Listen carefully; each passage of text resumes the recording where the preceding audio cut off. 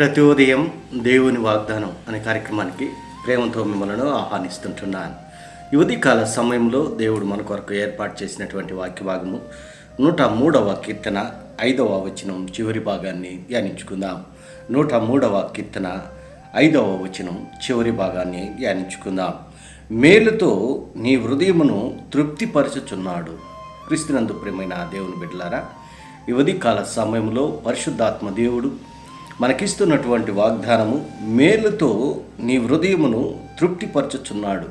ఈ యొక్క వాగ్దానాన్ని దేవుడు మనకును మన కుటుంబాలకును ఆశీర్వాదకరంగాను దీవెనకరంగాను మార్చునుగాక. ఈ యొక్క మాటల్లోని ఆత్మీయ సత్యాలను ఆత్మీయ అర్థాలను మనం గ్రహించినట్లయితే, దావీదు ఈ యొక్క కీర్తన రచిస్తూ ఈ యొక్క మాటలను మాట్లాడుతూ ఉంటున్నాడు. నా ప్రాణమా యెహోవాను సన్నతించుము, నా అంతరంగమునున్న సమస్తమా ఆయన పరిశుద్ధ నామమును సన్నతించుము. నా ప్రాణమా యెహోవాను సన్నతించుము, ఆయన చేసిన ఉపకారములలో దేనిని మరువకుము అని దేవుణ్ణి స్తుతిస్తూ ఉంటున్నాడు. దేవుణ్ణి మహింపరుస్తూ ఉంటున్నాడు. దేవుణ్ణి ఘనపరుస్తూ ఉంటున్నాడు. దేవుడు చేసినటువంటి మేలులను బట్టి, దేవుడు చేసినటువంటి అద్భుతాలను బట్టి, దేవుడు చేసినటువంటి ఆశ్చర్య కార్యాలను బట్టి ఆయనకు మాత్రమే కృతజ్ఞతాస్తుతులు చెల్లిస్తూ ఉంటున్నాడు. దావీదు జీవితంలో అనేక సంఘటనలు ఎదురైనప్పటికీ, అనేక బాధలు ఎదురైనప్పటికీ, అనేక కష్టాలు ఎదురైనప్పటికీ దేవుణ్ణి స్తుతిస్తూ ఉంటున్నాడు. కష్టాల్లో దేవుణ్ణి స్తుతిస్తూ ఉంటున్నాడు. బాధల్లో దేవుణ్ణి స్తుతిస్తూ ఉంటున్నాడు.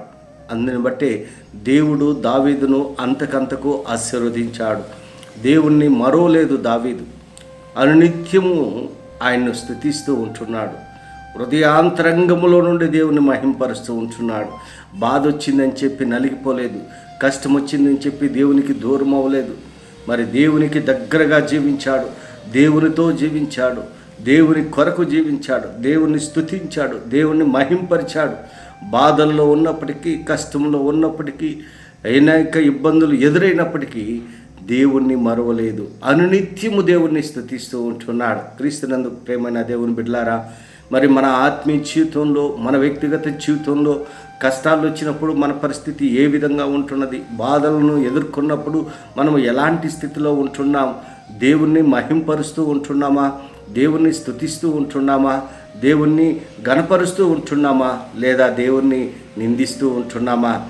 యోబు జీవితంలో అనేక శ్రమలు ఎదురైనాయి. అయినప్పటికీ దేవుణ్ణి నిందించలేదు. దేవుణ్ణి స్తుతిస్తూ ఉంటున్నాడు. దేవుణ్ణి మహింపరుస్తూ ఉంటున్నాడు. యెహోవా ఇచ్చినో యెహోవా తీసుకొనినో యెహోవా నామముకి మహిమ కలుగును గాకని దేవుణ్ణి కీర్తిస్తూ ఉంటున్నాడు. శ్రమలో, దుఃఖములో, కన్నీటిలో, బాధల్లో, ఇరుకుల్లో, ఇబ్బందుల్లో దేవుణ్ణి మహింపరిచాడు. దావీదు జీవితంలో కూడా మనం చూసినట్లయితే ఎలాంటి పరిస్థితుల్లో ఉన్నా, ఎలాంటి స్థితిలో ఉన్నా దేవుణ్ణి మరవలేదు. దేవుణ్ణి స్తుతిస్తూ ఉంటున్నాడు. మన ఆత్మీయ జీవితం ఏ రీతిగా ఉంటున్నది? దేవుణ్ణి మహింపరిచేటువంటి వారిగా మనం ఉంటున్నామా? దేవుణ్ణి ఘనపరిచేటువంటి వారిగా మనం ఉంటున్నామా? దేవుడు అనేక రీతులుగా మనల్ని హెచ్చిస్తూ ఉంటున్నాడు. అనేక రీతులుగా దేవుడు మనల్ని ఆశీర్వదిస్తూ ఉంటున్నాడు. దేవుని యొక్క ఆశీర్వాదాలను పొందుకొని మనము ఉంటున్నాం. అయితే దేవుని చేసినటువంటి మేలును బట్టి దేవునికి కృతజ్ఞతాస్తుతులు చెల్లించేటువంటి వారిగా మనం ఉంటున్నామా? ఎలాంటి వారిగా మనం ఉంటున్నాం? దావీదు దేవుణ్ణి స్తుతిస్తూ ఉంటున్నాడు. అందుకే దేవుడు దావీదును బట్టి సాక్ష్యం ఇస్తూ ఉంటున్నాడు. మేలుతో నీ హృదయమును తృప్తిపరచుచున్నాడు.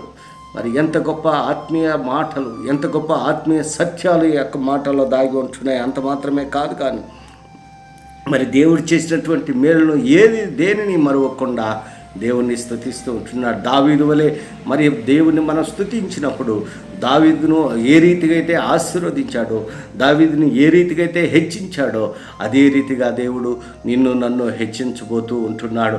అట్టి కృప నీవు నేను పొందుకొని దేవుణ్ణి మహింపరిచేటువంటి వారిగా ఉండాలని ఈ కొద్ది మాటల ద్వారా నేను హెచ్చరిక చేస్తుంటున్న దేవుడి యొక్క మాటలను మరెక్కువగా మీకును మీ కుటుంబాలకును ఆశీర్వాదకరంగాను దీవెనకరంగాను మార్చినగాక. ఆమెన్.